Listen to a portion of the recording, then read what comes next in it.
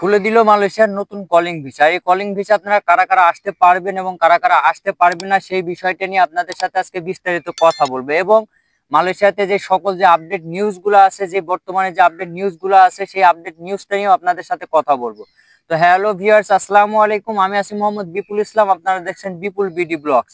তো ভিউয়ার্স, বিপুল BD blogs এর আরো একটি নতুন ভিডিওতে আপনাকে স্বাগত। আমি সবসময় কিন্তু চেষ্টা করি মালয়েশিয়ার সঠিক নিউজ যেগুলো আছে সেগুলো আপনাদেরকে দেওয়ার। এবং আমি মালয়েশিয়াতে আসার আগে যে ভুলগুলা করছি বা যেই কারণে আমি এখন বর্তমানে কষ্টতে আছি বা যেই রকম পরিবেশে আছি, আপনিও যাতে সেই পরিবেশে না আসেন বা সেই কষ্ট যদি আপনাকে না করতে হয়, সেই কারণে আমি প্রতিনিয়ত আপনাদের মাঝে কিন্তু ভিডিও আপলোড করে থাকি। তো ভিউয়ার্স, আজকে আমি কথা বলবো যে মালয়েশিয়াতে 2025 সালে এসে যে নতুন কলিং ভিসাটা খুলছে, সেই কলিং ভিসাটা আপনারা কারা কারা আসতে পারবেন এবং কারা কারা আপনারা আসতে পারবেন না। সেটা হচ্ছে, আপনারা সবাই জানেন যে মালয়েশিয়াতে গত 24 সালে যে 18,000 কর্মী যারা আসতে পারেননি, তাদের সাথে কিন্তু নতুন কলিং ভিসার কিন্তু কোনো সংযোগ নাই। তারা আসবে, তারাও মালয়েশিয়াতে প্রবেশ করবে, কিন্তু এই যে নতুন কলিং ভিসাটা যেটা খুলছে সকল সেক্টরের জন্য, যেমন construction sector, plantation sector, service sector, company sector, এক কথায় মালয়েশিয়ান সরকার যেই যেই সেক্টরে তারা কর্মী নিয়োগ দিয়ে থাকে সেই সকল সেক্টরের কলিং ভিসাটাই কিন্তু খুলছে। কিন্তু এখনো কিন্তু বর্তমানে কিন্তু যে নির্ধারিত তারিখ বা নির্ধারিত যে সময়, সেই সময়টা কিন্তু এখনো কিন্তু নির্ধারণ কিন্তু হয়নি।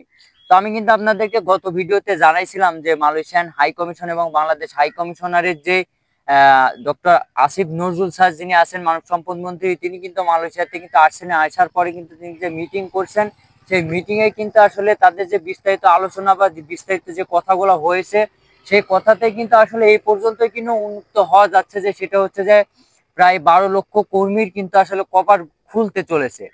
তো আমার ভিডিওর আজকের মূল টপিকটা হচ্ছে যে কারা কারা আসলে আসতে পারবেন না। তো আমি আপনাদেরকে বলি যে ভাই, আমরা যেটা আসলে স্বপ্নে যেটা ভাবি সেটা আর বাস্তবের সাথে কিন্তু কোনো মিল নাই।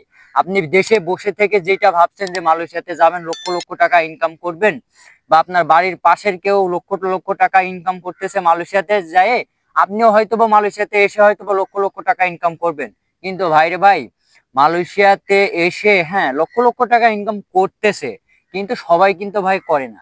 সবার কপালে কিন্তু ভাই এই টাকার কিন্তু জোটে না। তার কারণ হচ্ছে, মালয়েশিয়াতে 100 জন থাকলে 100 জনের ভিতরে 1 থেকে 2 জনের ভিতর 2 জনই কিন্তু লক্ষ লক্ষ টাকা ইনকাম করে। বাদ বাকি যারা আছে তারা কিন্তু না খেতে পেয়ে বা মাসে কিন্তু 20 থেকে 30 হাজারের বেশি কিন্তু ইনকাম করতে পারে না। তো আমি আপনাদেরকে বলবো, যারা মালয়েশিয়াতে আসার জন্য অধীর আগ্রহে যারা বসে আছেন যে নতুন কলিং ভিসা খুলে দিয়েছে, সেই কলিং ভিসাতে আপনারাও আসবেন, তো আমি তাদের উদ্দেশ্যে একটা কথা বলতে চাই। সেটা হচ্ছে যে যারা আপনারা বাংলাদেশে অবস্থান করে কাজ করছেন, যে কোনো কাজই হোক আপনি করতেছেন, সেই কাজে আপনার খাওয়া দাওয়া দিয়েও আপনার 20 থেকে 25 হাজার টাকা আপনার থাকতেছে, আমি তাদেরকে বলবো, তাদের উদ্দেশ্যে আমি বলবো যে আপনারা মালয়েশিয়াতে প্রবেশ করার দরকার নাই। এবং আপনারা যারা বাংলাদেশে যারা পড়াশোনা করতেছেন বা পড়াশোনা করছেন বা পড়াশোনার পাশাপাশি কাজ করতেছেন, তাদেরকেও আমি বলবো আপনারাও মালয়েশিয়াতে প্রবেশ করার দরকার নাই। তার কারণ হচ্ছে মালয়েশিয়ার পরিস্থিতি ভাই, আমি হয়তো আপনাদেরকে যদি বলি আপনি হয়তো বিশ্বাস করবেন না, যে ভাইয়া হয়তো বা মিথ্যা কথা বলছে, যে ভাইয়া এটা সত্য কথা। সেটা হচ্ছে মালয়েশিয়াতে বর্তমান পরিস্থিতি খুবই খারাপ, খুবই ভয়াবহ। সেই ভয়াবহতার কারণই হচ্ছে মালয়েশিয়াতে বর্তমানে কাজ নাই, এবং বেসিক বেতন বাড়ার কারণেও কিন্তু মালয়েশিয়াতে বর্তমানে কিন্তু 8টা to 5টা শুধু বেসিক বেতন দিয়ে কিন্তু কাজ দিচ্ছে।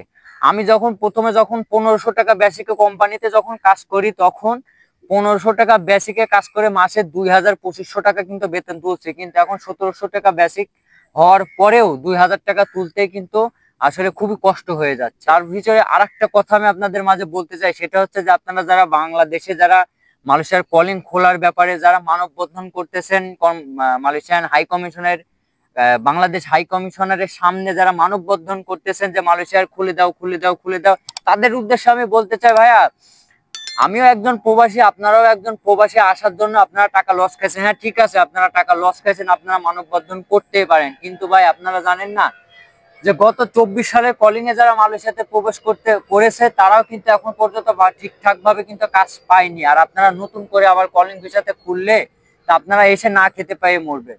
তো এই জন্য আমি বলতেছি যে কারা কারা আসতে পারবেন বা কারা কারা আসা ঠিক হবে না।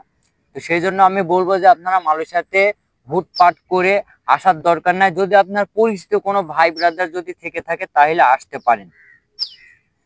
তো তো ভিউয়ার্স, আজকের ভিডিওটা এই পর্যন্তই ছিল। যদি ভিডিওটা ভালো লেগে থাকে তো অবশ্যই চ্যানেলটি সাবস্ক্রাইব করবেন এবং পাশে থাকা বেল আইকনটি প্রেস করে দিবেন, যাতে পরবর্তী এমনই নিত্য নতুন আপডেট ভিডিও সবার আগে পৌঁছে যায় আপনার কাছে।